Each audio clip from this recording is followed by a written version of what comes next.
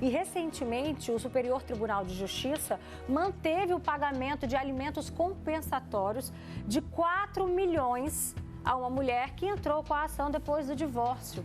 E esse é o nosso assunto de agora. Você vive essa realidade, sabe muito bem como é isso, parou de trabalhar para se dedicar à casa, se dedicar à família. Como é que ficou a sua vida financeira? O casamento chegou ao fim, ficou com a mão na frente, outra atrás, e serve tanto para homem quanto para mulher. Participa com a gente, porque aqui no nosso estúdio eu recebo Diego Avilar, psicólogo, Kelly Andrade, advogada. Boa tarde, sejam bem-vindos. Boa tarde. E a gente também recebe aqui a Tamires, que ela vai contar a história dela para a gente. Foi quanto tempo de união, de casamento, Tamires? Boa tarde, seja bem-vinda também. Obrigada. O total, assim, de união estável e casada mesmo, civil, a gente viveu junto ali cerca de 9 anos. 9 anos. E o que aconteceu nesses 9 anos em relação à sua vida profissional e o casamento que foi chegando ao fim? Como é que foi isso? Quando eu conheci ele, eu era cabeleireira, trabalhava com a minha mãe no salão de beleza e fazia faxinas domésticas por fora, né? E logo quando eu casei, eu parei de fazer as faxinas, continuei ali com a minha mãe nos finais de semana, mas fiquei sobrecarregada e fui deixando aos poucos. Quando eu me dei conta, eu já tinha abandonado a minha mãe para ficar só cuidando de casa mesmo, porque eu não dava conta. Eu tinha um filho pequeno, né? E sozinha para fazer tudo, então eu tive que deixar o salão para ficar em casa. E como é que você fazia com a sua independência financeira, já que você abriu mão do trabalho para cuidar da casa, do filho, né? Até mesmo do marido, que vocês eram casados na época? Como é que foi sua vida, a sua independência financeira? Ela continuou existindo ou não? Você tinha uma reserva ou não? Como é que ficou isso? Não, eu não tinha nenhuma reserva, não tinha condições financeiras, né? Mas, assim, eu procurei me reinventar, fazer alguma coisa, assim, dentro de casa mesmo, né? Comecei a fazer bolo de pote, mas, assim, era mesmo para me ocupar, porque renda mesmo eu não tinha renda, não tinha como ter uma independência financeira. Não era o suficiente para você se manter, por exemplo? Não, de jeito nenhum. E aí o casamento chegou ao fim, qual foi sua realidade? A minha realidade foi que lá onde eu morava, que era na Bahia, eu não tinha condições de ficar ali, porque ia ser muito difícil para mim recomeçar com meu filho, né, que hoje é adolescente, tem 15 anos. Então, eu resolvi vir para cá, para Vitória. E com a prática, alguma experiência que eu tinha já fazendo bolo, eu vim para cá e hoje eu faço brigadeiro gourmet e comercializo na praia. Certo. Doutora Kelly, a situação da Tamires ilustra muito bem a realidade de outras pessoas, tanto às vezes situações homens, mas na maioria mulheres que vivem isso também, né? Quantas vezes a gente já recebeu histórias aqui de pessoas que abriram mão da sua vida profissional para justamente se dedicar, mas e depois? A lei garante, existe alguma coisa? Então, explica para a gente sobre essa pensão compensatória, como é que funciona? Boa tarde, Boa Roberta. tarde. De fato, os alimentos compensatórios, que é uma pensão compensatória, tem duas vertentes. A primeira é humanitária, em que se compensa um sacrifício feito por um dos cônjuges para que o outro crescesse na vida. Então, eu renunciei a um estudo, renunciei à faculdade, renunciei ao meu mestrado, renunciei a investir na minha carreira, sacrifiquei a minha carreira para que ele crescesse. E aí, no divórcio, para buscar equilibrar a questão econômico-financeira do casal e trazer manter o mesmo padrão de vida que eles tinham antes, quando casados eram, né? Criou-se a pensão compensatória humanitária, que visa compensar o sacrifício feito por um dos cônjuges para que o outro crescesse profissionalmente. E tem também a pensão compensatória patrimonial, que é quando o casal tem uma empresa, por exemplo, e no divórcio um dos cônjuges fica cuidando exclusivamente dessa empresa e auferindo exclusivamente os rendimentos e benefícios dessa empresa. Então, ele vai pagar uma pensão compensatória para outra que ficou sem os bens e que teria direito a eles, né? Como forma indenizatória. Então, os alimentos compensatórios, que é a pensão compensatória, não tem caráter alimentar, tem caráter indenizatório. E por isso também que não cabe prisão civil. Em caso de dívida de caráter alimentar, cabe prisão civil. caráter indenizatório, que é o compensatório, não cabe a prisão civil. Então, é uma espécie de indenização àquele cônjuge que saiu prejudicado em relação na questão financeira do casal. Olha só, diante dessa realidade, a gente até conversou com outras mulheres que vivem essa mesma situação da Tamires, Diego, a respeito do sentimento que algumas me relataram de humilhação. Porque quando você perde essa independência financeira, a Tamires está aqui para falar sobre isso, ela também chegou a se sentir assim. À medida que você perde essa independência financeira, que no início talvez pode até ser um combinado entre o casal, mas que depois você se vê com a mão na frente e outra atrás, chega a esse ponto dela se sentir invalidada, né? Então, quais são as consequências que isso pode trazer para uma mulher que está naquele momento da vida ali pós-divórcio? Perfeito, Roberta. A doutora traz o conceito de indenizar esse cônjuge, né? Mas aqui a gente precisa entender a anulação que esse cônjuge que solicita essa compensação está vivendo naquele momento. Quando a gente fala de um relacionamento, a gente fala de uma identidade de um casal. Então, você e o seu esposo criaram uma identidade entre vocês. Vocês vivem uma identidade, uma intimidade. Então, falam a mesma língua, o mesmo conceito, trabalham em prol da mesma estrutura. Quando rompe-se o relacionamento, a gente está falando aqui de uma perda de identidade. Então, essa mulher, que geralmente é o que nós vemos que as mulheres solicitam mais, né? Estão mais nesse sentido, perde-se também dessa mulher a sua identidade feminina, sabe? E o seu poder de aquisição. Então, toca no financeiro. Essa mulher perde toda a estrutura, o emocional dessa mulher fica abalado, porque quem sou eu agora aqui nessa sociedade?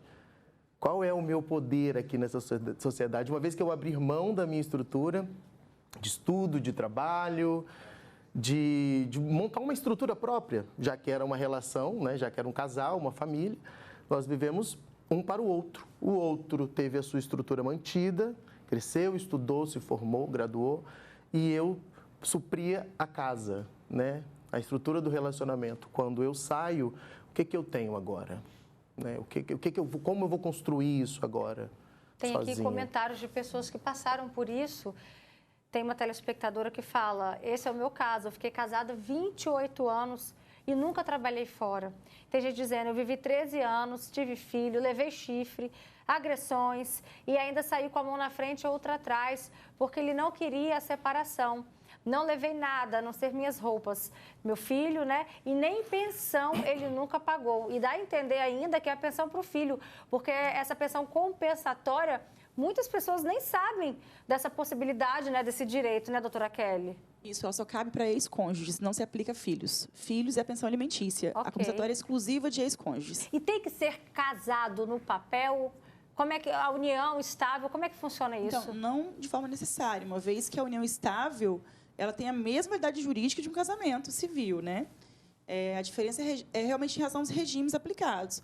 No casamento, você escolhe vários regimes diferentes que são possíveis, e já a união estável aplica-se à comunhão parcial de bens. Então, não tem que ser casado, pode haver também uma união estável, a fim de que se peça os alimentos compensatórios. Olha só, tem vários comentários, vamos aproveitar para poder tirar as dúvidas com a doutora Kelly, aproveitando a presença dela aqui. Tem gente falando, quando eu me separei, o advogado falou que eu tinha direito à pensão, além da pensão do meu filho, né? Só que eu não precisava, pois eu trabalhava na época. Então, no caso, a mulher trabalhando, ela não tem direito. Eu estou falando mulher, gente, pegando como exemplo aqui a Tamires e como exemplo também dessa decisão que a gente anunciou aqui, tá? Se a pessoa estiver trabalhando, não cabe.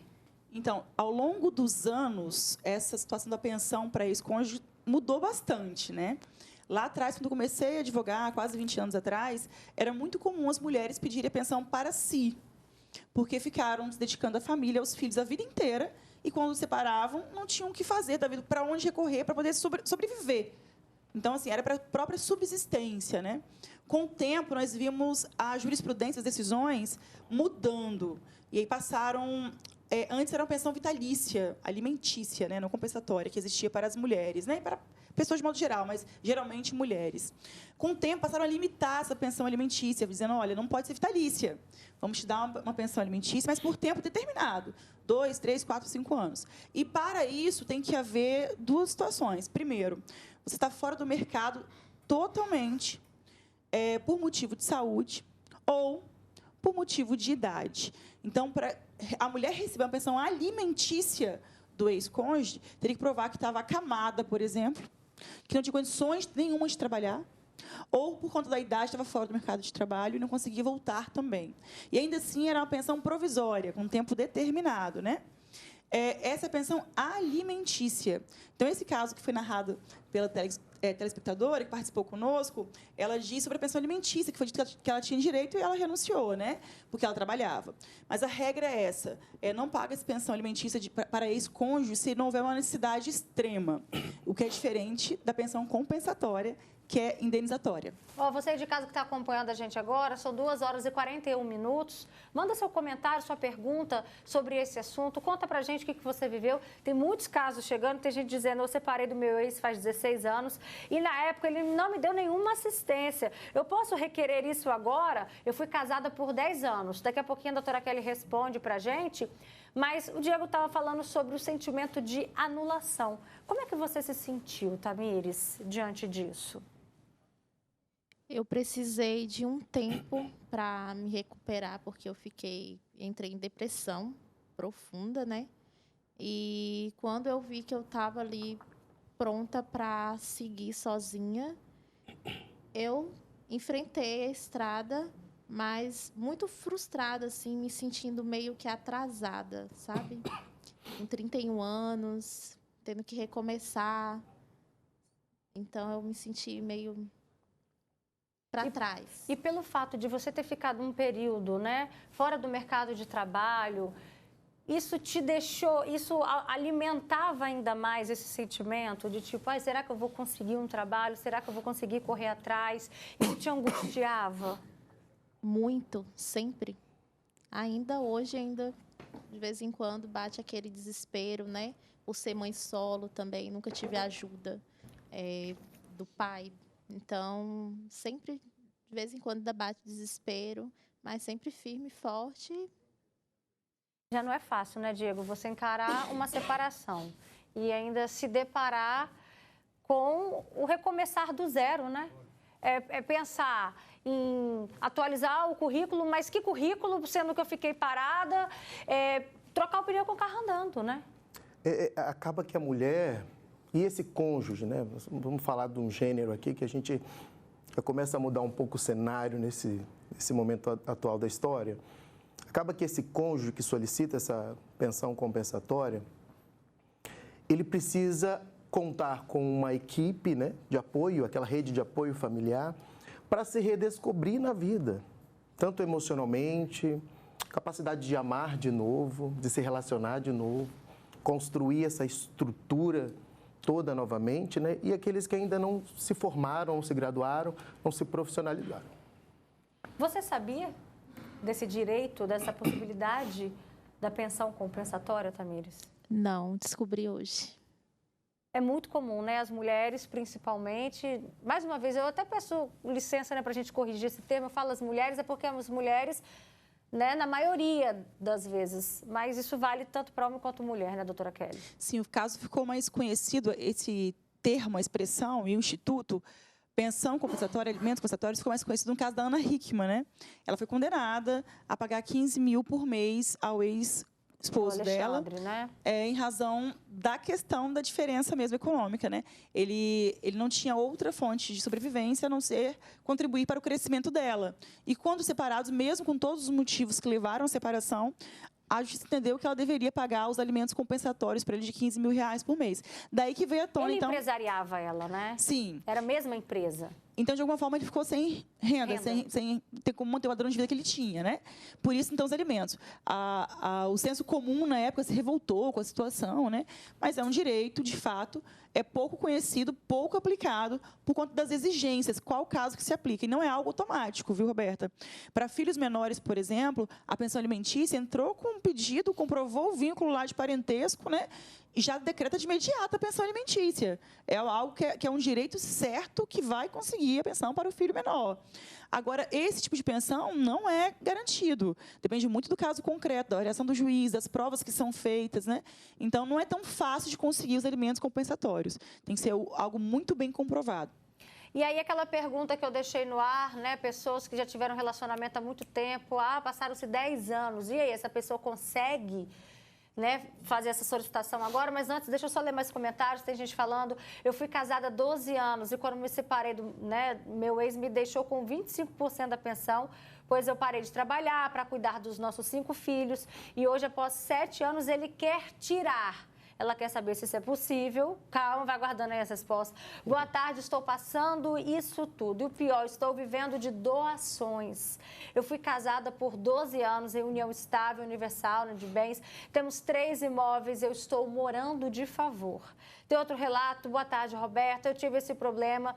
Eu era cabeleireira, abri mão do meu trabalho para ajudar a montar uma empresa. Ficamos juntos 10 anos casados. Quando eu separei, eu não tive nada da parte da empresa. Ele ficou com tudo. Fiquei a ver navios. Doutora, respondendo então aquelas principais perguntas, explica pra gente. Existe um princípio que rege o direito de família, que é o princípio da solidariedade. É ele que dá, por exemplo, o direito a um filho maior de idade, que tem uma necessidade e não tem como se sustentar, de pedir pensão para o seu pai. É o mesmo princípio que dá direito à mãe idosa a requerer os alimentos dos seus filhos, que paguem pensão alimentícia para a mãe e para o pai idoso. Então, esse princípio é o que rege as relações familiares. No caso de uma separação, dissolveu, então, a relação, né, matrimonial. Mas pode ser que, não havendo parentes próximos do necessitado, que ele possa vir a requerer, sim, do ex-cônjuge. Mas são casos excepcionais. A regra é que a obrigação principal de prestar alimentos é daquele parente mais próximo. Então, o ex-cônjuge está um pouquinho mais distante em relação às obrigações, né? Existem sempre parentes mais próximos ali, filho, pai, mãe, irmão, né? Que tem uma obrigação principal de sustentar aquele que passa por uma necessidade pontual específica, né? Perfeito. Gente, obrigada pela participação de vocês, uma boa tarde. E sucesso aí com os seus brigadeiros gourmet nas praias. Obrigada. Tá bom, Tamires? Um beijo, tá?